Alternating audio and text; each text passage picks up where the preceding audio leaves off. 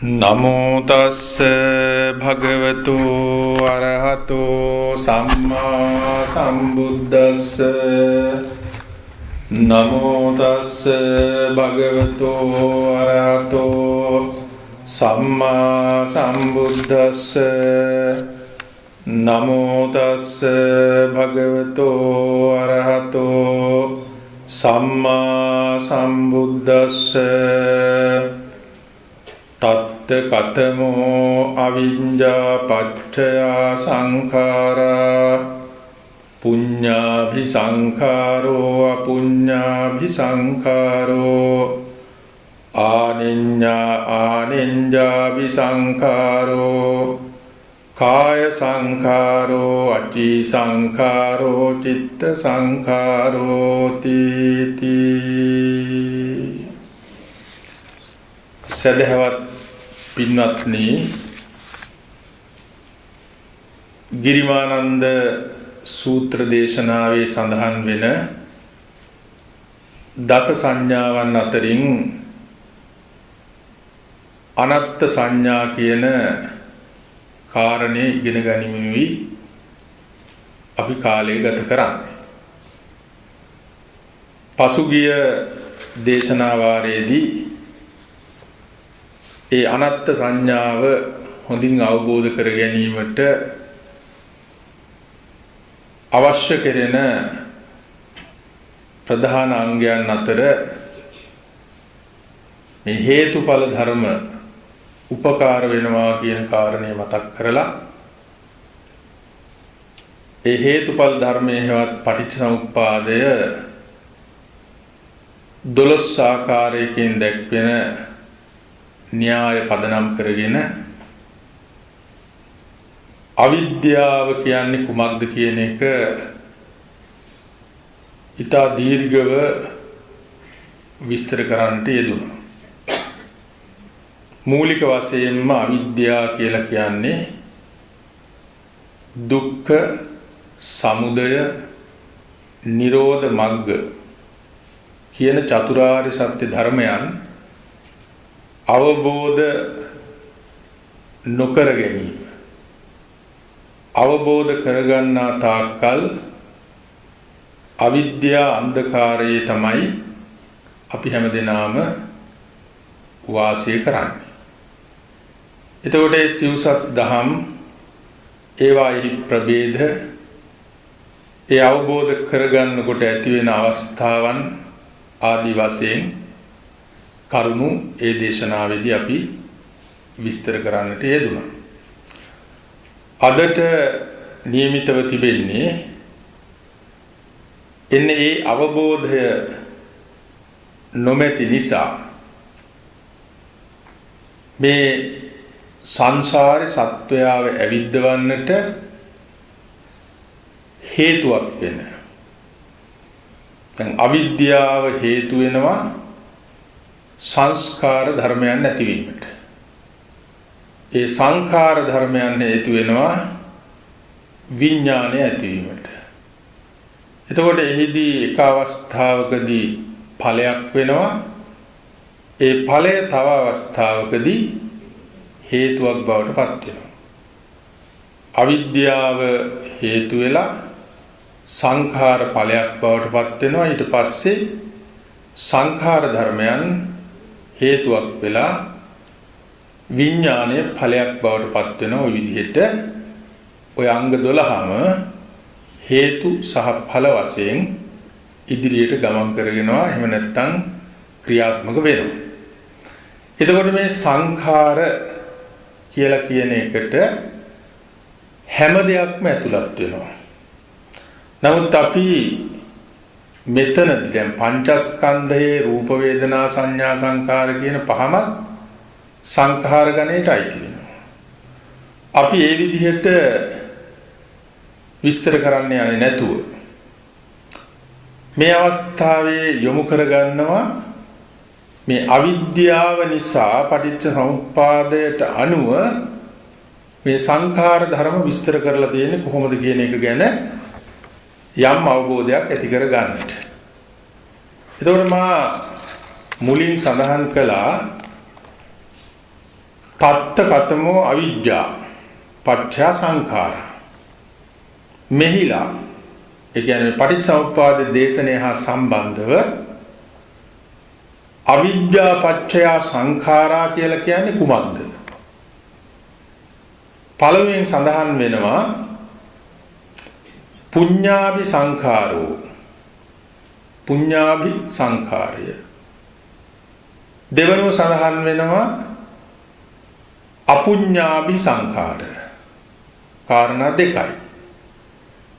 තුන්වෙනුව සඳහන් වෙනවා ආනෙන්ජාභි සංඛාර.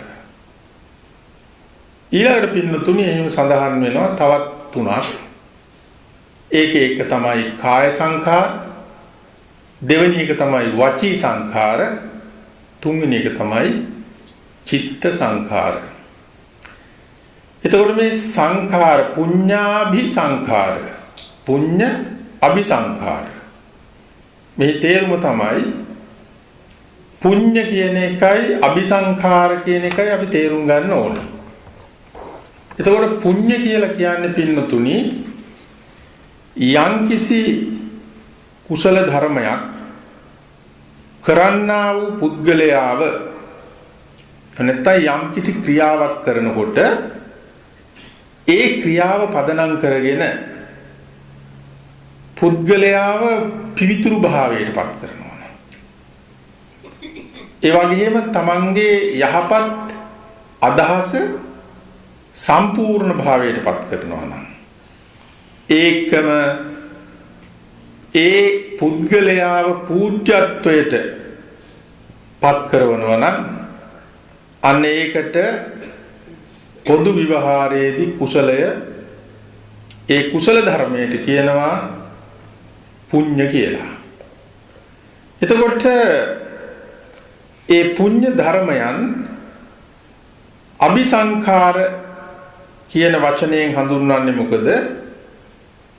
එහෙම සිදුවෙන අවස්ථාවේදී ඇතිවෙන්නා වූ කර්ම ශක්තිය ඊළඟට පින්නතුනි මේ සංසාර ගමනේ යහපත්යයි පිළිගන්නා වූ විපාක ශක්ති තුලින් සැපය ළඟා කර දීමේ හැකියාව සකස් කරවීම සිද්ධ වෙන නිසා ඒකට කියනවා අபிසංඛාර කියලා.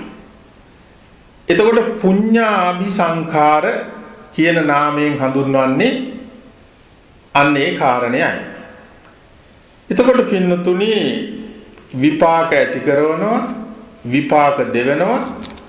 ඒ වගේ මේ කටයුතු කරන අවස්ථාවේදී පිරිසිදු භාවයේ පූජ්‍ය භාවය ඇති කරනවා. කර්ම රැස් කිරීමත් එක්ක. අර වෙනත් සූත්‍ර දේශනාවක සඳහන් වෙනවා යේකේචි කුසල ධම්මා සබ්බේතේ උපරි භාවං ගමනීය. යම් කිසි කුසල ධර්මයක් පුණ්‍ය ධර්මයක් සිද්ධ කරනවා නම් ඒ සිද්ධ කිරීම නිසා උපරි භාවං ගමනීය. ඒ පුද්ගලයාව සත්වයාව ඉහළට පැමිණවීමේ හැකියාවක් තියෙනවා. බලන්න කෙනෙක්ගේ සිත තුළ ලෝභය නැත්තම් අඩුනම්, ද්වේෂය අඩුනම්, මෝහය අඩුනම්, ඥානාන්විතව වැඩ කරනවා නම්, කුසල්යයි සම්මත පුණ්‍යයයි සම්මත දෙහි යෙදෙනවා නම් ආන්න ඒ පුද්ගලයා ඒ මොහොතේම පින්නතුනි සාමාන්‍ය ජීවිතයෙන් එහාට ගිය උසස් පූජ්‍ය තත්වයකට පත් වෙනවා. ඒ පූජ්‍ය තත්වයට පත්වීම ක්‍රමයෙන් ඒ මොහොතේ සිද්ධ වෙන අතර ඉන් පස්සේ මුළු ජීවිතේටම ඒක බලපානවා. මොකද එයාගෙන් කිසිම ආකාරයකට අත්ත්ව්‍යාබාධය තමන්ට ආබාධ කරදර සිද්ධ වෙන දේවල් වෙන්නේ නැහැ. න පරව්‍යාබාධය අන් අයට පීඩාව කරදරේ වෙන දේවල් වෙන්නේ නැහැ. ඒ වගේම උභය පාර්ශවයටම හානියක් පීඩාවක් කරදරයක් විපතක් වෙන දේවල් නැතුව එයා උසස් වූ ජීවිතයක් ගත කරන පුද්ගලයෙක් බවට පත් වෙනවා. එතකොට අන්න ඒ බඳු ස්වરૂපය ඒ කුසලයේ පුණ්‍යයේ පවතිනවා. එතකොට ඒ වායේ විපාක දීමේ හැකියාව තිබෙනවා. දැන් අපි ටිකක් කල්පනා කරලා බලමු. එන්නේ ඒ ගණයට ඇතුළු වෙන පුණ්‍ය අபிසංඛාර එහෙම නැත්නම් පුණ්‍ය ශක්තිය කුසල් ඇතිවීමට මූලික වෙන සිත් ගැන බුදුහාමුදුරුවෝ දේශනා කරලා තිබෙනවා. ඒ සිත් අතර ප්‍රධාන වශයෙන්ම පින්නතුනි කාමාවචර භූමියේහි හැසිරෙන්නා වූ ඇතිවෙන්නා වූ විපාක පහළවන්නා වූ ප්‍රධාන සිත් 8ක් පිළිබඳව සඳහන් වෙනවා. කොහෙද ඒ සඳහන් වෙන්නේ? අභිධර්මයේ. පළවෙනි මේක තමයි යම් කිසි කෙනෙක් යම් ක්‍රියාවක් කරනකොට බොහෝම සෝමනස්ස සහගතව දැන් මේ පින්නතුන් විහාරස්ථානයට එනකොට මල් පහන් පූජා කරනකොට බණ භාවනාදී සිද්ධ කරනකොට එපා වීමකින් අමනාපයකින් තරහකින් නෙමෙයි ඒවා සිද්ධ කරන්නේ. සෝමනස්ස සහගතව සිද්ධ කරන්නේ. ඒ ක්‍රියාව සිද්ධ කරන්න ඉස්සෙල්ලත් ඇති වෙනවා ඒ සොම්නස් ගතිය. ඒකට කියනවා පින්නතුනි පුබ්බ චේතනා කියලා. පූර්ව චේතනා. පූර්ව චේතනා බොහොම හොඳ වෙනවා. එතකොට මේ සොම්නස් සහගත ස්වභාවය වගේම ඥාන සම්පයුක්ත භාවය තියෙනවා. ඥාන සම්පයුක්තයි කියලා කියන්නේ මෙන්න මේ කරන්නා වූ කර්ම විපාක ලැබෙනවා. මේවා හොඳ දෙයක්. ඒවා නිර්වාණයට උපකාර වෙන යහපත ඇති වෙන දේවල් කියන හැඟීම තියෙනවා. එතකොට එහෙම ඥාන සම්පයුක්තව තමා විසින්ම උනන්දු වෙලා කටයුතු කරන අවස්ථාවක් ගැන කල්පනා කරොත් එහෙම ආන්න ඒ එක සිතක ස්වභාවය. ඊළඟට දෙවෙනි සිතක් පහළ වෙනවා. සොම්නස් ගතිය එහෙමම තියෙනවා. ඒ වගේම ඥාන සම්පයුක්ත භාවය නුවණින් තමයි මේ කටයුතු කරන්නේ. හැබැයි Tamanට ඒ කටයුතු කරගෙන යෑමට රුකුල් දෙන උනන්දු කරන කෙනෙක් පුද්ගලයෙක් දෙයක් ශක්තියක් තමාගේ පිටුපස්සෙන් ක්‍රියාත්මක වෙනකොට ඒ බඳු අවස්ථාවට කියනවා සසංකාර කියලා. එතකොට එතකොට ඔය සිත් දෙක තමා විසින්ම සන්තෝෂයෙන් නුවණින් කටයුතු කරන යහපතේ යෙදෙන අවස්ථාවේ ඇති වෙන ඒ සිත ඊළඟට නුවණින් සැනසෙල්ලෙන් අනුන්ගේ මෙහෙවීමෙන් මෙහෙවන ධර්මයක් පදනම් කරගෙන ඇති වෙන සිත කියලා දෙකක් වෙනවා. ඊළඟට පින්නතුනි ඥාන විප්පයුක්තව ඇතැම් වෙලාවට සිද්ධ වෙන්න පුළුවන්. තමා විසින්ම ඥාන විප්පයුක්තව ඇතැම් වෙලාවට වෙන්න පුළුවන්. අනුන් විසින් මෙහෙවීමක් කරලා. ඊළඟට පින්නතුනි අර සෝමනස්ස සහගත ස්වභාවයේ නැතුව උපේක්ෂිත ස්වභාවයෙන් අන්තගාමීත්වයකට නැත්තම් ඒ සොම්නස දොම්නස කියන දෙකට ආйти නැතුව උපේක්ෂා සහගතව ඥානාන්විතව තමා විසින් හෝ වෙන කෙනෙකුගේ මෙහෙවීමෙන් කරන්න පුළුවන්. ඒ වගේම උපේක්ෂා සහගත යුක්තව ඥානාන්විත භාවය ඊතරම් බලපවත්වන්නේ නැතුව තමා විසින් හෝ අන් කෙනෙක් විසින් උනන්දු කරවීමේ හැකියාව තියෙනවා. ඕනෑම පින්කමක් දන් දෙන එක, සිල් රකින්න එක, භාවනා කරන එක, වෙනත් කටයුත්තක් සිද්ධ කරන එක. දැන් ඔන්න ඔය කියන දැන් මම උතන කාරණා 8ක් පිළිබඳව මේ පින්නතුන්ට පැහැදිලි කළා. ඔය කාරණා 8න් විස්තර වෙන්න පින්නතුනි අපි යම්කිසි කාර්යයක් යහපත් වූ දෙයක් ඒ කියන්නේ කාම ලෝක රූප ලෝකයන්ට අයිති විශේෂයෙන්ම කාම ලෝකයට අයිති යම්කිසි ක්‍රියාවක් සිද්ධ කරනවා නම් ඔන්න ඔය කියන්නා වූ මානසිකත්වයේ පදනම් කරගෙන තමයි ඕනෑම පුද්ගලයෙක් ඒ ක්‍රියාවන් සිද්ධ කරන්නේ. දාන දීම ආදී වශයෙන් ගුණධර්ම සම්පූර්ණ කිරීමේදී. එතකොට පින්නතුනි එන්න ඒ අවස්ථාවේදී ජනිතවන්නා වූ යම්කිසි කර්ම වේගයක් තියෙනවා නම් ආන්න ඒ කර්ම වේගය අபிසංඛාර ගණයට අයිති වෙනවා. මොකද ඒකෙන් ඒ පුද්ගලයාට විපාක ජනිත කරවීමේ හැකියාව තියෙනවා. ditta ධම්ම වේදනීය වශයෙන් ඊළඟට උපපජ්ජ වේදනීය කියලා කියන්නේ ඊළඟ භවයට යහපත් වූ සුගතිගාමී තත්වයකට මනුෂ්‍ය ලෝකේ ඊළඟට සදිව්‍ය ලෝකයේ උත්පත්තිය ලැබවීමේ හැකියාව අර මානසික මට්ටම තුලින් සිදු කරන්නා වූ පුණ්‍ය ශක්තිය තුල රැඳී පවතිනවා. එන්නේ ඒ නිසා තමයි ඒ සිත් අට මුල් කරගෙන කරන්නා වූ කුසල ශක්තියට බුදුහාමුදුරුවෝ පෙන්නලා තියෙන්නේ පුඤ්ඤාභි සංඛාර කියලා. දැන් මේ අපි ඔක්කොම පුඤ්ඤාභි සංඛාර රැස් කරවීමක් සිද්ධ කරන්නේ. පින් සිද්ධ කර ගැනීමක් සිද්ධ කරන්නේ. ඒ පුණ්‍ය ශක්තිය සමහර වෙලාවට පින නොවන පවිත්‍රතාවයට යන අවස්ථාවටපත් වෙන්න පුළුවන්. නුවණ මුහුකුරා යන්න පින් කියන தത്വයට වැඩිය ඔබ පවිත්‍රත්වය පදනම් කරගෙන පවිත්‍රත්වය අපේක්ෂා කරගෙන තමයි මේ භාවනාදී. ඒකට පවිත්‍රත්වය ඇති වෙන්නේ කොහොමද?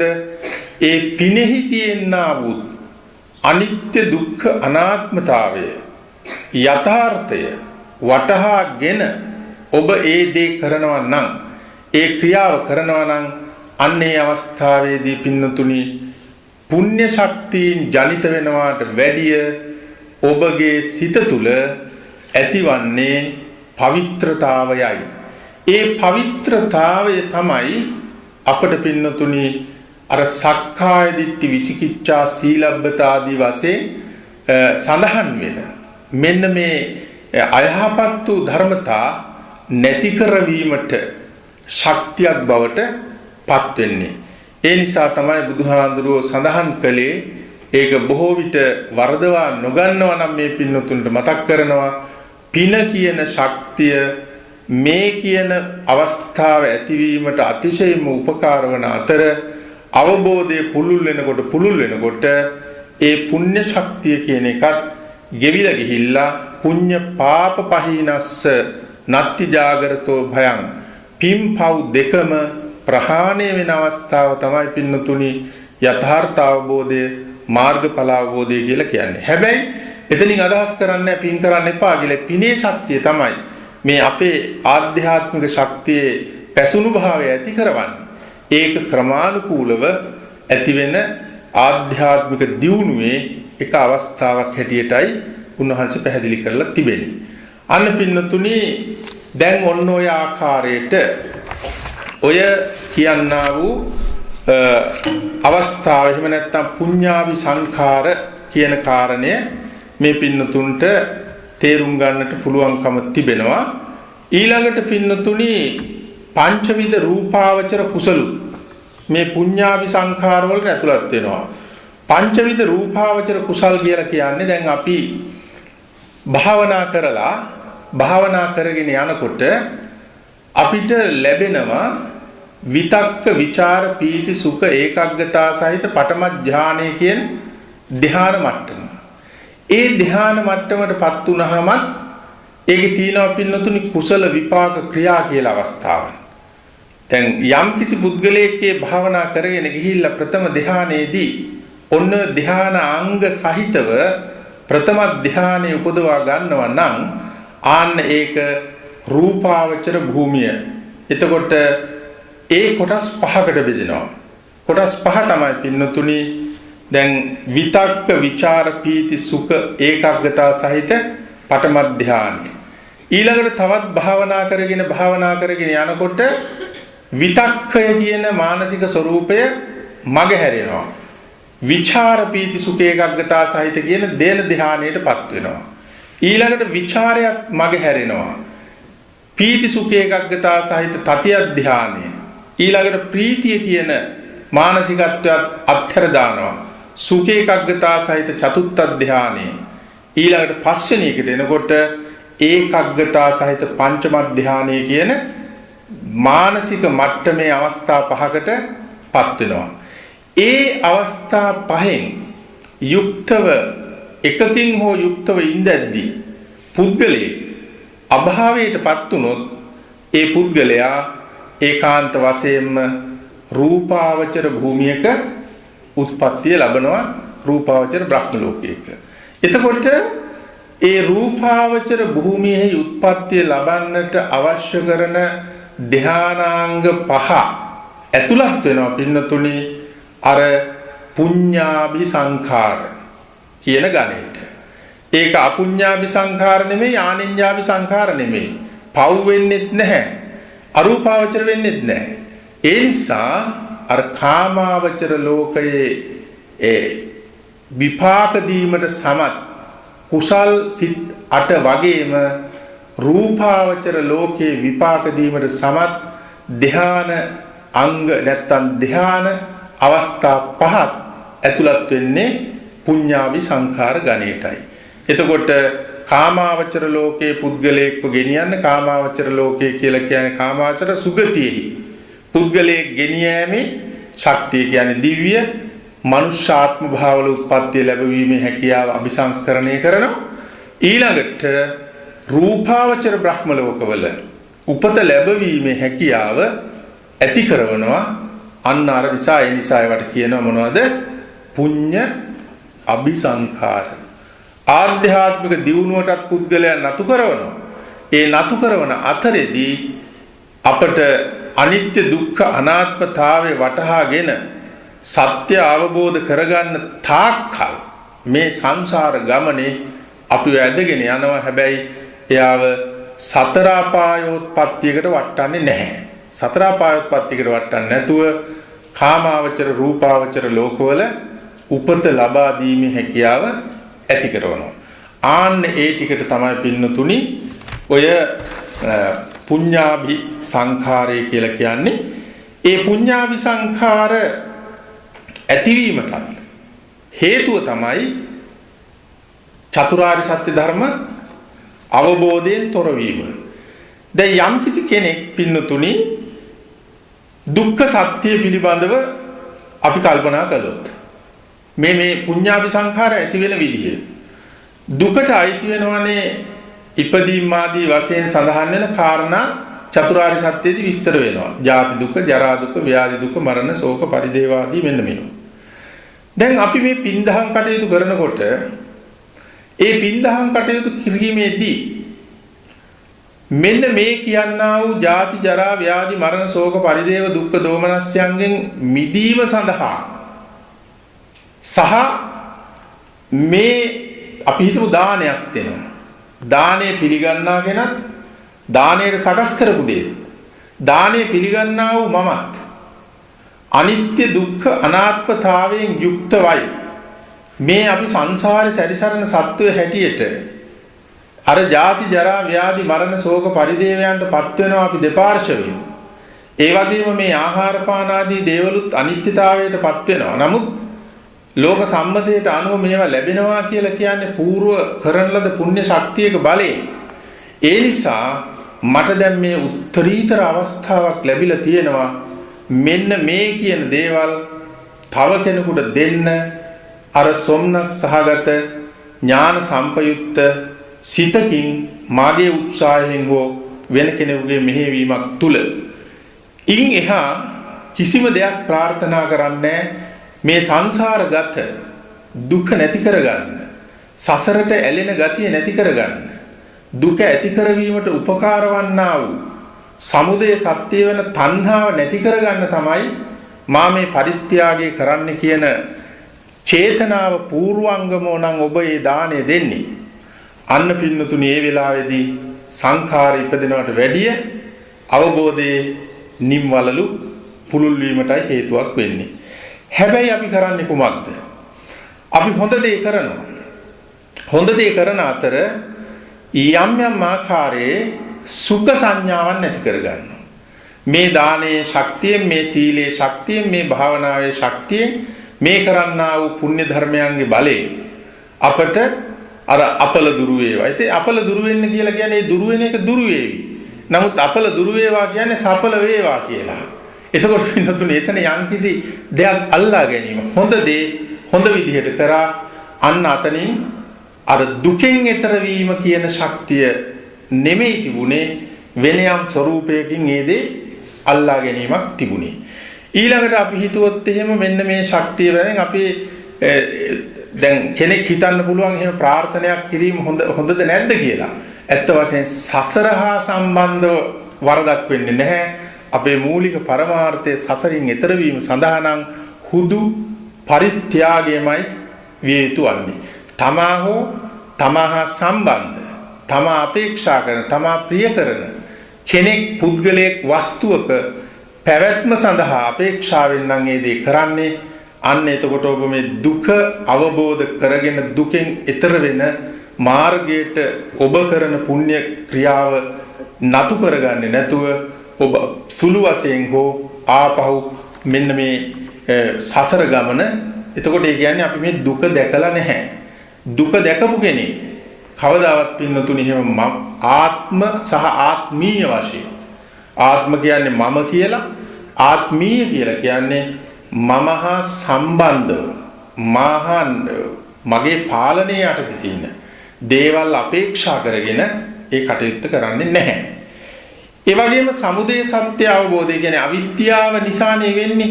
විද්‍යාව ඉපදිලා නැහැ. අවිද්‍යාව කොටසක් තමයි දුක නැති කරන මාර්ගයේ අවබෝධය නැතිකම. ඒ කියන්නේ තණ්හාව. එතකොට මේ තණ්හාව කියන එක තණ්හාවෙහි මුලා වෙනවා සමහර වෙලාවට. දුක්ඛ සමුදය ආර්ය සත්‍යෙහි මුලා වෙනවා. ඒ මුලා වීම නිසා අපි ඇතැම් වෙලාවට අර මුලින් සඳහන් කළා වගේ ඉමිනා සීලේනවා, වත්තේනවා, තපේනවා. දෙවියෙක් වාගේ කෙනෙක් හෝ වෙන්නට මේ අපේ සීලය, අපේ භාවනාව, අපේ තපස උපකාර වේවා කියනකොට මොකද වෙන්නේ? ඒත් අපේ අර අනවබෝධය නිසා, අනවබෝධයේ ප්‍රතිඵලයක් හැටියට අපි අර තණ්හා කියන ස්වરૂපයේ මුලාවටපත් වෙච්ච පිරිසක් බවට පත් වෙනවා. ඊළඟට පින්නතුනි අපි නිරෝධ සත්‍ය, නිරෝධය කියලා කියන්නේ නිර්වාණය, නැවත චක්‍රේ කැරකෙන්නේ නැතිකම. අපි ඒකත් කල්පනා කළොත් එහෙම සමහර ඉන්නවනේ නිර්වාණය කියලා කියන එක මොකද්ද? ඒක දේවත්වයක්ද? බ්‍රහ්මත්වයක්ද? එහෙම නැත්නම් වෙන යම් කිසි උත්තරීතර සදාකාලික පවතින පදාර්ථයක්ද? ඒ සඳහා තමයි මේ උත්සාහය සියල්ලක්ම ගන්නෙ. එතකොටත් මේ නිරෝධ සත්‍යෙහි අපි මුලා වෙලා ඉන්නේ. ඊළඟට දැන් මේ සීලාදී ගුණධර්ම සම්පූර්ණ කරනකොට අපි පින්නතුනි නිවැරදි අරි අටඟි මඟ ගමන් කිරීමට නිවැරදි මඟ තෝරාගත්තේ නැත්නම් ඒ පුද්ගලයා එතනත් පින්නතුනි යම්කිසි ආකාරයක මුලාවකටපත් වෙලා තියෙන්නේ. අර රත විනීත සූත්‍රයේ දේශනාවේදී බුදුහාඳුරන්ගේ ඒ සාකච්ඡාව තුලදී පැහැදිලි වෙනවා සීල සමාධි ආදී වශයෙන් සඳහන් වෙන ඒක අංගයක්වත් පින්නතුනි විමුක්තිය නෙමෙයි. ඒ අංග සියල්ල සම්පූර්ණ අනුපාදා පරිනිබ්බානත්තං. ඒක සීලය කියලා කියන්නේ, සීල විසුද්ධිය කියන්නේ නැවත නූපදින නිර්වාණය නෙමෙයි. ඔබ සීලය මුල් කරගෙන සීලයෙන් නිවන් දකින්න පුළුවන් කියලා හිතනවනම් එතන මේ මිත්‍යා මතයක්. ඊළඟට සීල විසුද්ධි, චිත්ත විසුද්ධිය, සමාධිය කියලා කියන්නේ නිවන් දකින්න මාර්ගය. සමාධියෙන්ම නිවන් දකින්න පුළුවන් කියනනම් ඒකත් වැරදි. ඔය ආදී වශයෙන් ඔය කාරණා හතම පැහැදිලි කරනවා. ඒක කාරණයක් නෙමෙයි. මේ ඔක්කොම මොකටද? අනුපාදා පරිනිබ්බානත්තං, ඒ පරිනිර්වාණය සඳහා උපකාරක ධර්ම පෙළක් පමණයි කියන එක. එතකොට අපි යම්කිසි වෙලාවකදී ඒ විදිහේ අවස්ථා නැත්තම් දැන් ධර්ම මාර්ගයේ උනත් වැරදි විදිහට පාවිච්චි කරනවා නම් අපි හිතමු සීලයෙන්ම නිවන් දකින්න පුළුවන්. ඒක මිත්‍යාවක්. සමාධියෙන්ම නිවන් දකින්න පුළුවන්. ඒකත් මිත්‍යාවක්. අපි හිතුවොත් එහෙම සීල සමාධි නැතුව ප්‍රඥාව විතරක් දිනු කරගන්න පුළුවන් කියන හැඟීම තියුණොත් එතනක් මිත්‍යාවක්. එතකොට බුදුහාඳුරෝ දේශනා කරන්නේ අරි අටලි මග සීල සමාධි ප්‍රඥා කියන අවස්ථා තුනෙන් සම්පූර්ණ වෙනවා. ඒ ධර්ම මාර්ගය. ඒ වගේම සමහර කෙනෙක් ඉන්නවනේ පින්නතුනි ධර්ම මාර්ගයෙන් තොර වෙලා විවිධාකාරයේ සීල වෘත විමුක්ති මාර්ගයේ හැටියට තේරුම් අරගෙන ඒවට කියනවනේ පින්නතුනි ඔය නිවන් දකින්න අදහසින් විවිධ යාඥා කරනවා. නිවන කියන වචනේ පාවිච්චි නොකලත් අපි මේ යාඥාව කිරීම තුලින් අපට පුළුවන් පරම සුවය ලබා ගන්න. එහෙම නැත්නම් අපි නොඑක් විදිහේ තපස්කම් කරනවා. විවිධාකාරයේ ආගමික වත්පිළිවෙත් වල යෙදෙනවා. නිර්වාණ අවබෝධය. එහෙම නැත්නම් දිව්‍යත්වයට යන තපස් රකින්න. ඒකට කියන අමර තපස් කියලා. අමර කියන්නේ දෙවියන්ටනේ. දිව්‍යත්වයට යන්න දේවත්වය ලබා ගැනීමේ මාර්ගයට නැඹුරු වෙනවා. දැන් ඔබට වැටහෙනවා ඇති අර අවිද්‍යාව නිසා තමයි පින්නතුනි ඔය පුඤ්ඤාභි සංඛාර අපි ගොඩනගා ගන්නේ. අවිද්‍යාව කියලා කියන්නේ ඔන්න සිව්සස් දහම් අනවබෝධය. ඒ අනවබෝධය නිසා ඔබ විවිධාකාරයට අර පින් පව් කිරීම සඳහා විශේෂයෙන් මේ පැත්ත පුඤ්ඤාභි සංඛාර කියන ගණය පූර්ණය කිරීම සඳහා නැඹුරුවක් වෙනවා. අපි එයින් ඈත් වෙන්න ඕනේ. ඊළඟට දැන් ඔය පුඤ්ඤාභි සංඛාර ගැන පින්නතුනි ඔය විදිහට සඳහන් වෙනවා. ඊළඟට තව අවස්ථාවන් ගැන විස්තර ගොඩාක් සඳහන් වෙනවා. අපි ඉදිරියේ කාල සීමාව අනුව ඒක විස්තර කරමු. ඊළඟට දෙවැනි එක තමයි අපුඤ්ඤාභි සංඛාර. අපුඤ්ඤාභි සංඛාර කියන්නේ පිරිසිදු කරවීමේ පැත්ත නෙමෙයි. අපිරිසිදු කරවීමේ පැත්ත. පිරිසිදු මාර්ගයේ යද්දී පරම පවිත්‍රතාවය අපිට ඇති නොවෙන්නේ එතන නොපෙනී ක්ලේශ ධර්මයන් මේ සිත තුළ ක්‍රියාත්මක කිරීම නිසා. ඊළඟට අපුඤ්ඤාභි සංඛාර කියලා කියන්නේ ප්‍රකටවම අකුසල ධර්මයන් සිද්ධ කිරීම. ඒවායේ විපාක සතර අපාය ආදී තැන්වල ලබා දෙන නිසා අபிසංඛාර කියලා කියනවා අපුඤ්ඤාභි සංඛාර. ඒ අපුඤ්ඤාභි සංඛාර ඇතිවීමට හේතු වෙන අකුසල් සිත් 12ක් ගැන සඳහන් වෙනවා පින්නතුනි අභිධර්මයේ. අට්ඨදා ලෝභ මූලානි, දෝෂ මූලානි චද්විදා, දේශ මූලානි චද්වේති ආදි වශයෙන්. අකුසල් සිත් ලෝභය මුල් කරගත්ත අකුසල් සිත් 8ක්. සෝමනස්ස සාගත දිට්ඨිගත සම්පයුක්ත අසංකාරික චිත්තය කියලා පළවෙනි එක සඳහන් වෙනවා. ඔබට වඩාත් විස්තර දැනගන්න ඕන නම් මේ අභිධර්මය ගැන සඳහන් වෙන පොතපතෙහි සඳහන් වෙනවා. මම දීර්ඝව කියන්න යන්නේ නැහැ. එතකොට එතන ලෝභය මුල් කරගත්ත අකුසල ධර්ම 8ක් පැහැදිලි වෙනවා. ඊළඟට ඒකම පින්නතුනි ද්වේෂය මුල් කරගත්ත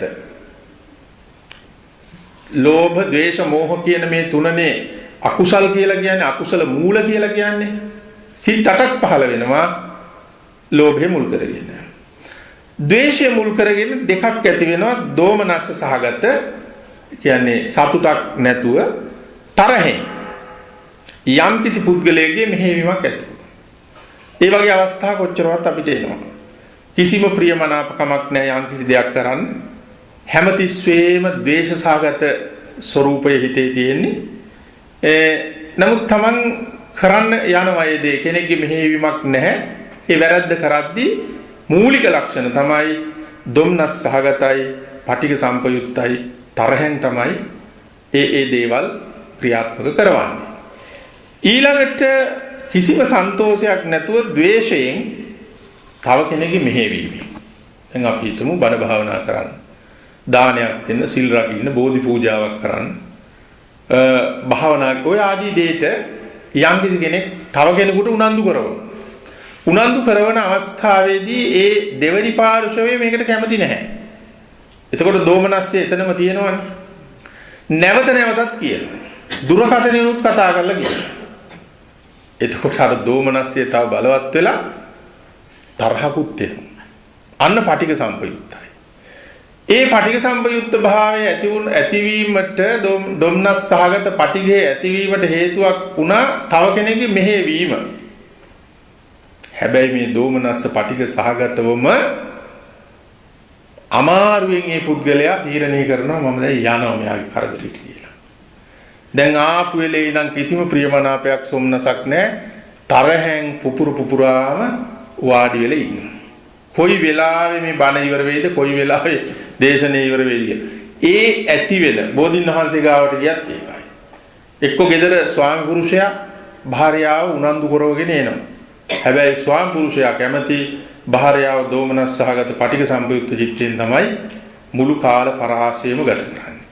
ඇතැම් වෙලාවට ස්වාමි දුව ශ්‍රද්ධාවන්තයි පුණ්‍ය චේතනා මහත්යට කතා කරනවා අපි මේ දේ කරමු දානයක් දෙමු. අර මිනිස්සයා ආරම්භයේ ඉඳන්ම දෝමනස් සහගත පටිඝ සම්පයුක්ත චිත්තයකින් තමයි කාලය ගත කරන්නේ. එතකොට පින්නතුනේ ඒක මහා පාප ක්‍රියාවක් වෙනවා. ද්වේෂය මුල් කරගත්ත පුඤ්ඤාවි සංඛාර මහ රාශියක් ඇති කර ගන්නවා. ඒකම සඳහන් වෙනවා මෝහය මුල් කරගත්ත සිත් දෙකක් ඇති වෙනවා. එයා එක පැත්තකටවත් යන්නේ නැහැ, උපේක්ෂා සහගතයි. හැමදෙස්සෙම විචිකිච්ඡා සැකයෙන් තමයි බලන්නේ. අන්තගාමී නැහැ.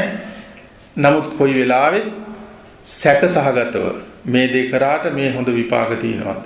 මේ දානයක් දුන්නට, සිල් රැක්කට, භාවනා කරාට, පන්සල් හැදුවට, භාවනා ආයතන හැදුවට, ධර්මශාලා හැදුවට ඔගේ වැඩක් තියෙනවද? ඔය අපි හිතාගෙන හිටියට ඔගේ ප්‍රතිඵලයක් තියෙනවද? ඔය ඒක විසඳගන්නේ නැහැ. ආන්නර විචිකිච්ඡා සහගත ස්වરૂපයේ දිනනවා. ඊළඟ එක තමයි පින්නතුනි උද්දච්ච. උද්දච්චය කියලා කියන්නේ උඩඟුකම නෙමෙයි. උද්දච්චය කියලා කියන්නේ හැමදෙස්සෙම සැලෙන ගතියක් තියෙනවා. සිතිවිලි ඕගනයිස් කරගන්න පුළුවන් කමක් නැහැ. ඒ මොකක් නිසාද? මෝහය පදනම් කරගෙන. එතකොට අර මුලින් කිව්ව ලෝභ සහගත සිත් 8ක්, ද්වේෂ සහගත සිත් 2ක්, මෝහ සහගත සිත් 2ක් කියන මෙන්න මේ අපි වැරදි වැඩ කරන ඕනෑම කෙනෙක් පිළිබඳව ඒ වැරද්ද පරේෂණයට අරගෙන ඒ වැරද්ද සිදුවෙන මානසිකත්වය කුමක්ද කියලා ඔබ විමසිල්ලට ලක් කරගත්තොත් ඔබට වෙන කිසිම දෙයක් අහුවෙන්නේ නැහැ. අන්තිමට ඉතුරු වෙන්නේ ඔන්න ඔය කියන්නා වූ කාරණා 12 එහෙම නැත්නම් සිත් 12න් එකක් පදනම් කරගෙන තමයි මේ විශ්වය තුල ඕනෑම අයහපත් වූ සිදුවීමක් සිදු වෙන්න හේතුවක් වෙන්නේ. ඒ වගේම තමයි මුලින් සඳහන් කළ ආකාරයට මේ ලෝකයේ ඕනෑම කුසලයක්, යහපතක්, අභිවෘද්ධිදායක දෙයක් සිද්ධ වෙනවා නම් ඔබ හොඳට ඇනලයිස් කරලා බැලුවොත් ඒ පුද්ගලයාගේ ක්‍රියාදාමයේ මුලින්ම වචනය, ක්‍රියාව, ඊළඟට සිතවිල්ල, ඒකේ අවසානයේට එන්නේ අන්න රටින් එකකින් තමයි ආරම්භ වෙලා තියෙන්නේ. ඒ නිසා තමයි පින්නතුනි බුදුරජාණන් වහන්සේ මේ විශ්වයේ පහළ වෙච්ච මහා මනෝවිද්‍යාඥයෙක්. ඊට එහා යන්න තැනක් නැහැ. ඒක තමයි පදනම. ඒතකොට අපිත් මේ කරන සෑම දෙයකම අන්නේ පදනම මුල් කරගෙන තමයි මේ සියල්ල සිද්ධ වෙන්නේ. නරක, අයහපත, අකුසල, අපුඤ්ඤාවි සංඛාර ඔය සිත් වලින් යම්කිසි වැරද්දක් කළොත් ඒ වැරද්ද කරන අවස්ථාවේදී ඒ සිතක් ඇති වෙනකොට ඇති වෙනවා ජවන පරම්පරාව. ජවන සිත්. ඒ ජවන සිත් කියලා කියන්නේ ඒ ජවන සිත්වල තමයි ඒ කර්ම වේග ක්‍රියා වෙන්නේ. කර්ම නිෂ්පාදනය වෙන්නේ. ඒවා මෙලවට පරලොවට නිවන් දක්වාම විපාක වශයෙන් ගමන් කරනවා. ආන්න පින්නතුනි දැන් අර මුලින් සඳහන් කළා වගේ අවිජ්ජා පත්‍ය අපුඤ්ඤාවි සංඛාරා. අවිද්‍යාව නිසා පුඤ්ඤාවි සංඛාරات ඇති වුණානේ. ඒ වගේම අවිද්‍යාව නිසා තමයි ඔය කියන අපුඤ්ඤාවි සංඛාරات ඇති වෙන්නේ.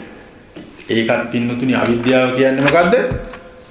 සිව්සස් දහම් අවබෝධ නොකර ගැනීමනේ. සිව්සස් දහම් අවබෝධ නොකර ගැනීම නිසා ඔන්න නැවත අපට කුසල් වගේම අකුසල් ඇති වෙනවා. දුක්ඛ සත්‍ය අනෝබෝධය නැති නිසා අපි දුකට භාජනය වන්නා වූ බොහෝ දේවල් සැපයි කියලා අල්ලගන්න. ඒ සැපයි කියලා අල්ලා ගැනීම නිසා අපි අර ලෝභයට හෝ ද්වේෂයට හෝ මෝහයට අයිති වෙන සිතක් පදනම් කරගෙන කටයුතු ක්‍රියාත්මක කරනවා. ඊළඟට දෙවනි කාරණය තමයි තණ්හාව. වැරදි කරන මිනිහත් පින්නතුනි තණ්හාවේ මුලා වෙනවා. තණ්හාවේ මුලාවටපත් වුණාමත් විවිධ අපේක්ෂා ඇති කරගෙන අන්න අර කියන ආකාරයට ලෝභය, ද්වේෂය, මෝහය පදනම් කරගත්ත අකුසල රාශියක් නිෂ්පාදනය කරගන්නවා. ඊළඟට නිරෝධෙහි නිර්වාණය කියන මෙන්න මේ ධර්මතාවය ගැන හරි අවබෝධයක් නැති නිසා මේ සංසාර ගමනම ප්‍රිය කරමින් සසර දුකම මමත්වයෙන් අල්ලා ගනිමින් සසර දුකම සිප වැළඳ ගනිමින් එයා ඒ ගැන කිසිදු අවබෝධයකට හිත යොමු කරවන්නේ නැතුව පව්කම් වල නියැලෙනවා. ඊළඟට පින්නතුනි මාර්ග සත්‍ය වැරදි පව්කම් ලෝභ, ද්වේෂ, මෝහය පදනම් කරගෙන කරන කෙනා සම්මා දිට්ඨි, සම්මා සංකප්ප ආදී මේවා පිළිබඳව ගරුත්වයක්, අවබෝධයක්, පුහුණුවක් නොමැති වීම නිසා ආන්න එයා මොකද කරන්නේ? පව් සිද්ධ කරනවා. දැන් ඔබට වැටහෙන්නේ නැති අවිද්‍යාව පදනම් වෙලා පුඤ්ඤාභි සංඛාරත් අපුඤ්ඤාභි සංඛාරත් කියන මේ දෙක ඇතිවීමට හේතුවක් වෙන ආකාරය පිළිබඳව ධර්ම කාරණාවලට අනුව ඊළඟට පින්නතුනි සඳහන් වෙන්නේ ආනෙන්ජාභි සංඛාර.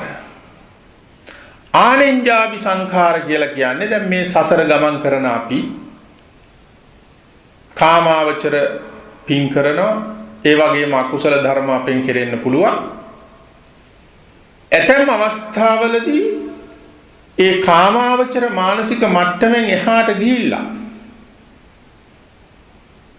අරූපාවචර රූපාවචර මට්ටමෙන් එහාට ගිහිල්ලා අරූපාවචර ධ්‍යාන මට්ටමටපත් වෙනවා. අරූපාවචර ධ්‍යාන මට්ටම කියලා කියන්නේ අර ප්‍රථම, ද්විතීය, තෘතීය, චතුර්ථ කියන ධ්‍යානවලට වඩා ඒ මට්ටමට ගිය කෙනෙක් ඒවත් ඉක්මවා ආකාසානංචායතන, විඤ්ඤාණංචායතන, ආකින්චඤ්ඤායතන, නේව සංඥා, නා සංඥායතන කියන මට්ටමටපත් වෙනවා. ඒ පුද්ගලයේ ඒ බඳු තත්වයට ගිහිය වෙලාවේදී ඒ මානසික මට්ටමින් මරණයටපත් වුණොත් එයා පින්නතුනි ගිහිල්ලා අරූපාවචර බ්‍රහ්ම ලෝකවල උත්පත්ති ලැබෙනවා. දැන් මේකට ආනෙන්ජ කියලා කියන්නේ මොකද? වචනේ තේරුම. නොසෙල්වෙන කියන එක. නොසෙල්වෙන, චලනය නොවන ස්වභාවය. මොකකින් නොසෙල්වෙන, මොකකින් චලනය නොවන? දැන් අපි හොඳ ශක්තිමත් කණුවක් හිටෙව්වොත් ඉන්ද්‍රකීලයක් ඒක හතර පැත්තෙන් එන වායුවෙන් කම්පණය වෙන්නේ නැහැ. එතකොට ඒක හුලඟෙන් කම්පා වෙන්නේ නැහැ දැඩිව හිටවල නිසා. හුලඟ තමයි කම්පා කරවන දේ. කණුව තමයි ආනෙන්ජත්වයට පත් කරවපු දේ. දැන් හිත කණුවක් නම් මේ හිත කම්පණය කරන දේවල් මොනවද? විවිධ ආකාරයෙන් විස්තර කරන්න පුළුවන්. භාවනා මාර්ගයේ යනකොට අපිට පැහැදිලි වෙන්නේ හිත නිතර කම්පණය කරන දේවල් අපි නැති කරන්නේ මොන අවස්ථාවකින්ද? ප්‍රථම ධානය, ද්විතීය ධානය, තෘතීය, චතුර්ථ, පංචම ධාන වලින් තමයි අපි ධර්ම ක්‍රමයට අනුව ඒවා තමයි පින්නතුනි ඔබ හොඳටම දන්නවා.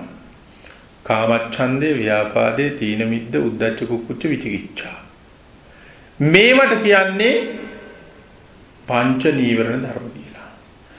මේ පංච නීවරණ ධර්ම වලින් තමයි පින්නතුනි මේ හිත චංචල කරන්නේ. එතකොට අරූපාවචර මට්ටමට ගොඩනගාගත්ත පුද්ගලයෙකුට පංච නීවරණ ධර්මයන්ගේ ලේසියෙන් හලවන්න බෑ. තාම නිවන් දැකලා නැති හින්දා කෙලෙස් ඇති වෙන්න පුළුවන්. නමුත් ඒක ලේසියෙන් හොලවන්න බෑ. එතනින් හුඟක් එහාට ගිහිල්ලා තියෙන්නේ. දැඩිම ආකාරයට આવොත් ඇතැම් විට සෙලවෙන්න පුළුවන්. නමුත් ඒ නොසැලවීමේ ගුණය 99ක් තියෙනවා. අන්න ඒ නිසා තමයි මොනවටද ආනෙන්ජ කියන්නේ? නොසෙල්වෙන ගතිය. ආනෙන්ජාභි සංඛාර කියලා කියන්නේ අරූපාවචර බඹතලයන්හි ඉපදීමට සමත් තත්වය තියෙන අරූපාවචර ධාන වලටයි ඒ නම භාවිත කරන්නේ. එතකොට පින්නතුනි දැන් අපි පංච නීවරණ ධර්මයන්ගෙන් නැති වෙන්නේ පංච නීවරණ ධර්ම නැති වෙන්නේ මොන ධාංග වලට? ධානාංග වලට. විතර්කයෙන් නැති වෙනවා තීන මිද්දේ. විතක්ක කියලා කියන්නේ අරමුණට නගා ගැනීමනේ. අරමුණට නගා ගන්නකොට යා තීන මිද්ද සිතේ සහ සිතිවිලි වල අක්‍රීයතාවයක් නැහැ. මොකද අරමුණට නැගිලා තියෙන්නේ. ඊළඟ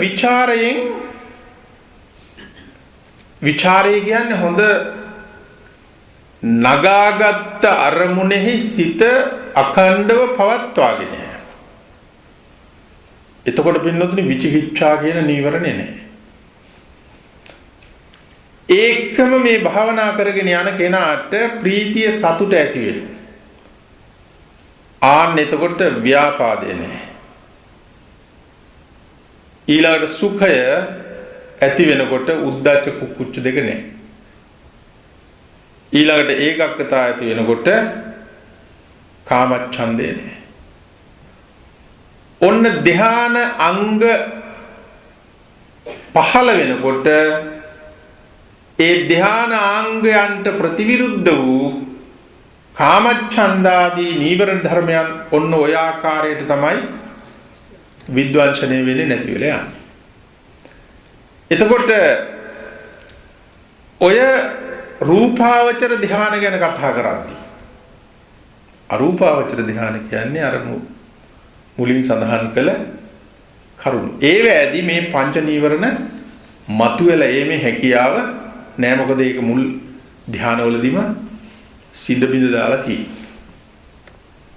එතකොට පින්නතුනි ආනෙන්ජාභි සංඛාර ඇතිවීමටත් අර කියන ලද්දා වූ සිව්සස් දහම් අවබෝධය නැති නිසානේ අපි එතන නැවතිලා ඉන්නේ. තව එහාට යන්න ඕනේ. සිව්සස් දහම් අවබෝධයේ තියෙන කෙනා එතනින් නවතින්නේ නැතුව එයා සක්කාය දිට්ඨි විචිකිච්ඡා සීලබ්බත පරාමාස කියන මෙන්න මේවා නැති කරගෙන ඉදිරියට යන්න බලන්න. බලන්න කොච්චර මානසික විප්ලවයන් අපි තුල තියෙනවද? කොච්චර මානසික මට්ටම් අපිට ගොඩනගා ගන්න තියෙනවද? බුදුහාරු ධර්මයේ තුලින් මේ මිනිස් මනසේ තියෙන මේ ඉදිරියට යන ගමන සහ අන්පැත්තට යන ගමන කොච්චර මේ අවබෝධයෙන් කොච්චර පැහැදිලිව දේශනා කරලා තියෙනවා. එතකොට ආනෙන්ජාභි සංඛාරය හැම එකක්ම ඇති වෙන්නේ අර කියන ලද කාරණේ පදනම් කරගෙනයි. ඊළඟට පින්නතුනි සංඛාර කියන වචනේ තව වචන තුනක් තියෙනවනේ. මොකක්ද මේ වචන තුන? කාය සංඛාර, වචී සංඛාර සහ චිත්ත සංඛාර. එතකොට මේ කාය සංඛාරය කියලා කියන්නේ එතකොට කාය සංඛාර කයෙන් වෙන ක්‍රියා. කයෙන් වෙන ක්‍රියා ඕක පුළුවන් පින්නතුනි යොදවන්න පුඤ්ඤාභි සංඛාර වලටත් පුළුවන් අපුඤ්ඤාභි සංඛාර වලටත් පුළුවන් ආනෙන්ජාභි සංඛාර වලටත් පුළුවන්. මොකද කයෙන් වෙන ක්‍රියා තුලින් දාන සීල භාවනා ආදී දේවල් සිද්ධ කරනවා. ඒ සිද්ධ කරනකොට పూర్ව චේතනා, මුංචන චේතනා, අපර චේතනා ආදී වශයෙන් දැන් අපි හිතමු සුළු උදාහරණයක් ගත්තොත් එහෙම කාය සංඛාරය ඇති වෙන්නේ කොහොමද කියලා අපිට බෝධි පූජාවක් කරනවා කියලා හිතන්න. දැන් ওই බෝධි පූජාවක් කරනකොට අපි සිතෙන් තමයි ඇති කරගන්නේ. වචනයත් අපි පාවිච්චි කරනවා අනිත් අයට මේක යොමු කරගන්න. ඊළඟට ඔබ හිතලා ඔබ දැන් මේ ශාලාවේ ඉඳලා බෝධින් වහන්සේ වඳින්න නැගිටලා යන්න ඕන. එතකොට ඔබ මෙතනම හිටගෙනත් වඳින්න පුළුවන්. නැගිටලා එතෙන්ට යනවා නම් ඒ යන ක්‍රියාව සහ වැඳීම කාය සංස්කාරයට ඇති. ඒ කාය සංඛාර ඇතිවීමේදී නිකම්ම ඇති වෙන්නේ නැහැ නේ පින්නතුනි. කාය සංඛාර ඇති වෙන්න නම් මේ කාය ක්‍රියාත්මක කරන්න එපා. නිකන් මැටි බෝලයක් වගේ හිටියට කාය ක්‍රියාත්මක වෙනවද? නැහැ. කොහොමම ඉඳී. දැන් මේ කාය ක්‍රියාත්මක වෙන්නේ කොහොමද? කාය ක්‍රියාත්මක වීමේදී ප්‍රධාන වශයෙන්ම සිද්ධ වෙන එකක් තමයි පින්නතුනි අර සිතවිල්ල ආපු ගමන් කාය විඤ්ඤාති රූපය කියලා එකක් ඇති වෙනවා. දැන් අපි අර අටවිසි රූප ගැන සඳහන් කරද්දී කාය විඤ්ඤාති වචී විඤ්ඤාති කියලා ඔය රූප ධර්ම අතර එකක් මතක් කළානේ කාය විඤ්ඤාතිය. කායට විඥාපනය කිරීම, කායට දැනුම් දෙන. දැන් ওই වාඩි වෙලා හිටිය ඇති නැගිටිනවා. දැන් නැගිටලා හිටිය ඇති එහාට යන්න, අත් දෙක ඔසවන්න, වඳින්න. දැන් ඔක නිකම්ම වෙනවද? මෙතන හරි විද්‍යාත්මක තියෙන ඔහොම හිතුවපු පමණින් වෙන්නේ නැහැ. මේ සිතවිල්ල ආපු ගමන් පින්නතුනි එයාගේ චිත්තජ වායෝ ධාතු ඇති වෙන. කියන්නේ චිත්තජ කියලා කියන්නේ සිත ඇති වෙනවත් එක්කම සිතෙන් උපන්නා වූ නොතිබිච්ච වායු ශක්තියක් මේ ශරීරය තුල ඇති වෙනවා. වායෝ ධාතුව ක්‍රියාත්මක වෙනවා. චිත්තජ වායෝ ධාතුව ඇතිවීම නිසා ඒ ඇති වෙලා ඒ තුලින් කමාන්ඩ් කරනවා මේ ශරීරයට පය ඔසවන්න, ගමන් කරවන්න, ගෙනියන්න කියලා. නිකම්ම දුන්නට යන්නේ නැහැ. එතකොට එතෙන්දී කායයට ප්‍රමුඛතාවයේ දුන්නට මුලින්ම චිත්තජ වායෝ ධාතුව තුලින් ඇතිවෙන කාය විඤ්ඤාතිය තමයි. ඒ කියන්නේ කාය විඤ්ඤාති රූප ඒකට අදාළ වෙන ඒ ගමනට අදාළ වෙන රූප ඇති වෙනවා. ඒ රූප ඇති වුණාට පස්සේ තමයි මෙයාව ගෙනියන්නේ. එතකොට හොඳ වැඩකට යනකොට කුසල් වෙනවා. හොරකමකට යනකොට ආනාර චිත්තජ වායෝ ධාතුව තුලින් කාය විඤ්ඤාතිය ඇති වෙනවා. ඒ කාය විඤ්ඤාතිය තුලින් ගමන ගෙනියනවා. එතකොට ඒ කාය අපි යෙදෙව්වේ මොකටද? අකුසලයට. ආන්න අකුසල් ඇතිවීමට දැන් මේ කාය සංඛාරය. කාය සංඛාර කියලා කියන්නේ ඔන්න ඔය ක්‍රියාදාමයටයි. ඒ ඇති වෙන්නේ ඔය ආකාරයටයි. කුසල් ඇති වෙන්නත් පුළුවන්, අකුසල් ඇති වෙන්නත් පුළුවන්. ඊළඟට පින්නතුනි වචී සංඛාර. වචී සංඛාර කියන්නේ දැන් අපිට කතා කරන්න අදහසක් කියන්න සිතක් පහළ වුණාටම එන්නේ නැහැනේ වචන. වාග්මාලාවක් සකස් වෙන්නේ නැහැ. ඒ වාග්මාලාව සකස් වීමේදී මේ ශරීරය හා සම්බන්ධ පඨවි ආපෝ තේජෝ වායෝ වන්න ගන්ධ රස ඕජා කියන මේ සුද්ධාෂ්ටකේ රූප කලාප මේ වචනේ පිට කරවීම සඳහා අදාළ විදිහට සකස් වෙනවා. ඒ සකස් වුණාම තමයි වචනේ ක්‍රියාත්මක වෙන්නේ. එතකොට ඒ යහපත් අරමුණක් මුල් කරගෙන නම් සකස් උනේ ඒ වාග් විඤ්ඤාති රූපය මුල් කරගෙන කුසල් ජනිත කරවීම සහ අකුසල් ජනිත කරවීමේ හැකියාවක් තිබෙනවා. ඊළඟට ඒවට කියනවා වචී සංඛාර කියලා. ඊළඟට චිත්ත සංඛාර කියලා කියන්නේ මේ කාය විඤ්ඤාති වාග් විඤ්ඤාති කියන දෙකටම රූප ඉපදවන්න එපා. කය සහ වචනය ක්‍රියාත්මක කරවන්න. චිත්ත සංඛාර කියලා කියන්නේ ඒ කියන්නා වූ කාය විඤ්ඤාති වාග් විඤ්ඤාති දෙක ඇති කරවන්නේ නැතුව හුදු මනෝද්වාරෙහිම මනසෙහිම ඇතිවන්නා වූ කුසල හෝ අකුසල චේතනා.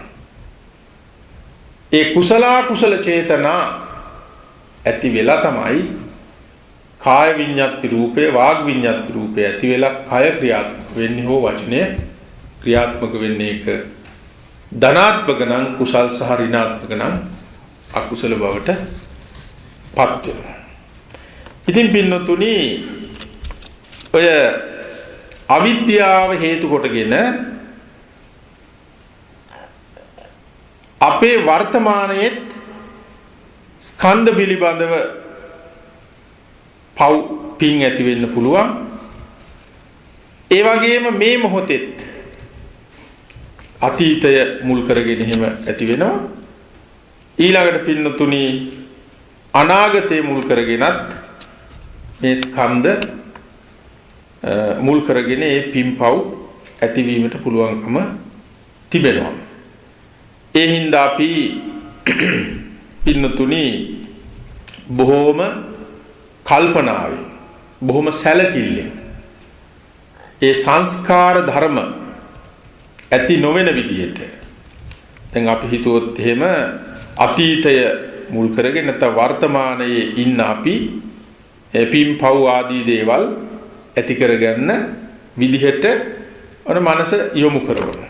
නැත්නම් අනාගතයේ පිළිබඳව විවිධ මති මතාන්තර අදහස් සුදහස් ඇති කරගෙන අර දුක්ඛ සමුදය නිරෝධ මග්ග කියන මෙන්න මේ සංකල්ප වලින් ඈත් වෙලා මමත්වය මූලික කරගෙන යම් යම් අකුසල හෝ අකුසල ධර්මයන් ඇති කරගන්න පුළුවන්කම තියෙනවා.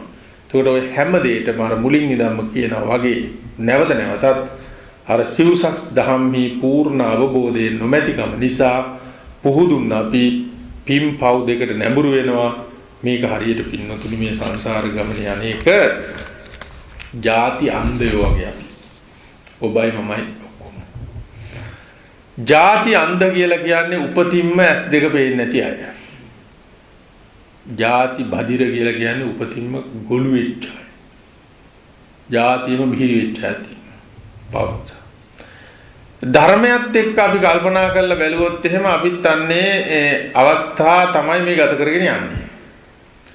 දැන් අන්ධයා එක අවස්ථාවකදී අන්ධකම නිසා ඔන්න වලක වැටෙනවා. ඊළඟට තව ටිකක් එහාට යනකොට ගොඩ වල නැති තැනට වැටෙනවා. අපිට සහයෝගය දෙන්න උපකාරකයෙක් මේක දකින්න. දකින්නකොට ඔන්න යා ගිහිල්ලා ඔන්න උතන වල උතන ගොඩැල්ල ඕකේ පණින්න නැතුව මෙන්න මෙහාට එනවා කියලා සමතලා පොළොවට ගෙනල්ලා එකගෙන යනවා ගයිඩ් කරගෙන. එතකොට අර අන්ධයා දැන් මේ ගමන හොඳට යනවා. ඒ වගේ මේ සංසාර ගමනේ අපි අන්ධ භාවයේ තමයි තුනේ අර සිව්සස් දහම් අනවබෝධය. සිව්සස් දහම් අනවබෝධය නිසා අපි වර එක කුසල් කරනවා. වර එක අකුසල් කරනවා. බෞද්ධ වෙන්නම ඕනේ අබෞද්ධය වුණත් පුළුවන්. වර එක පින් කරන පින් දේවල් කරනවා මිනිස්සු මුත්‍රා. සමාජ සේවා කටයුතු ආදී වශයෙන් පින් දහම් වලට යන්නේ. ඊළඟට ද්වේෂය මෝහය ආර අකුසල සිත් ඇති කරගෙන අයහපත් දේවලුත් කරනවා. කුසල චේතනා මුල් කරගෙන කුසලුත් කරනවා. දැන් මේ අන්ධයාර වලේ වැටෙනවා ගොඩට එනවා. වලේ වැටෙනවා ගොඩට එනවා. දැන් ඔතනදී පින්නතුණි අර ඇස් හොඳට පේන කෙනෙක් අරයව අතින් අල්ල ගන්නවා. ඔයෝක වැටි වැටි කොට විවි යන්න එපා. මෙන්න සමතල පොළොව මහපාර මෙහාට එනවා කියලා අල්ල ගන්නවා. ඕ වගේ මෙන්න මේ සංසාරේ ගමන යන අන්ධයින්ට පින්නතුනි හොඳ සත්පුරුෂ කල්යාණ මිත්‍රයාණන් වහන්සේ කෙනෙක් ලැබුණා. ඒ තමයි ලෝතර බුදුහාමුදුරුවෝ. බුදුහාමුදුරුවෝ අර අන්ධයින්ට දැන් කියනවා ඔව කර කර ඉන්න එපා සම බිමට එන්න. අන්න පින්නතුනි දැන් අපිට මේ සම බිම පෙන්නනවා. හැබැයි සමහර අන්ධයෝ ඉන්නවා විශ්වාස ගන්නෑ. මේ කියන්නේ මේ බොරුවක් වෙන්නේ නැති මාව වලක දාන්න ගෙනියන වෙන්නේ නැති අතගතා දාලා යනවා. අනේ ගිහිල්ලා වලටම වැටෙනවා. ඒ වගේ දැන් මේ කල්යාණ මිත්‍රයන් වහන්සේගෙන් ඇතිවෙච්ච ධර්ම ශක්තිය තියෙනවා අපිට. ඒ ධර්ම ශක්තිය අපි පින්නතුනි බොහොම ඉහළින් පිළි අරගෙන යනවා නම් අපිට මේ සමතලා පොළවේ අපේ පරමාර්ථය කරා යන්න පුළුවන්. ඕක අතගසලා දාන්න ගියොත් එහෙම අනේන්න බෑ කියලා ආපහු වැටි යනවා. කවදා සම භූමියකට එවිද කියලා කියන්න පුළුවන් කමක් නැහැ. අර වලේ වැටෙනවා ගොඩට එනවා වගේ තමයි පින් පව් සංස්කාර ධර්මයන් රැස් කිරීම. ඊළඟට පින්නතුනි සංස්කාර ධර්ම රැස් නොකරන සත්‍ය අවබෝධයේ ගමන වගේ තමයි මේ සම භූමියේ ගමන් කිරීම. ඒ අවබෝධය. ඒ නිසා පින්නතුනි අපි ධර්ම සත්පුරුෂ සංසේවනේ අන්න අපිට මඟ පෙන්වන්න සත්පුරුෂ සංසේවනේ සද්ධර්ම ශ්‍රවණේ යෝනිසෝ මනසිකාරේ ධම්මානුධම්ම පටිපන්න භාවය මේවා මහා ශ්‍රේෂ්ඨ දේවල් ජීවිතේ කළා. එහෙම නැත්නම් අර අන්ධ ස්වરૂපයෙන් කාලය ගත කරමින් ජීවිතේ වනසා ගන්නටයි වෙන්නේ. ඒ නිසා අපි එකපාරටම මේ සියල්ල අත්හරින්න බෑ. ටිකෙන් ටික මේ අවබෝධයවත් අපිට තියෙනවා. දැන් අපි හොඳට ධර්මයේ කියලා තියෙන ඔබ ඉගෙන ගන්න විෂය හා සම්බන්ධ අදාළ පොත්පත් ටික හොඳට කියලා තියෙනවා නම් යම්කිසි ඒට අදාළ ක්‍රියාවක් කරන්න ගියාම ඔබට අදාළ තැනට යන්න පුළුවන්. පිටුව පෙරලා ගන්න පුළුවන්. ඒතකොට අවශ්‍ය කාර්යය කරන්න පුළුවන්. ඒ වගේ මේ ධර්මය අපි හොඳට අහලා තියෙනකොට පටිපත්තියේදී අපිට යම් ගැටලු තැනක් එනවා නම් මෙන්න මෙතනයි මම මේ අතරමං වල ඉන්නේ කියන අවබෝධය අවදි කරගන්න පුළුවන්. ඒ නිසා මේ ධර්මයේ හොඳට අහලා කටයුතු කරමු. ඉතින් මේ සිදු කරන සෑම දෙයක්ම ඒ අවබෝධය පුළුල් කර ගැනීමට රුකුලක් වෙනවා මිස අකුල් හෙලන තත්වයක් ඇතිවන්නේ නැහැ. ඒ නිසා අපි කලබල වෙන්නේ නැතුව අපි යන ගමන පැහැදිලිව, නිර්වුල්ව යමු. ඔබ සැමට ඒ ගමන අවසානයේ විසංඛාර වූ අමා මහ නිවන් සෝම සැලසේවා කියලා සාදු කියලා ප්‍රාර්ථනා කරනවා. හැම දිනකට පිරුවන් සරණ වේවා.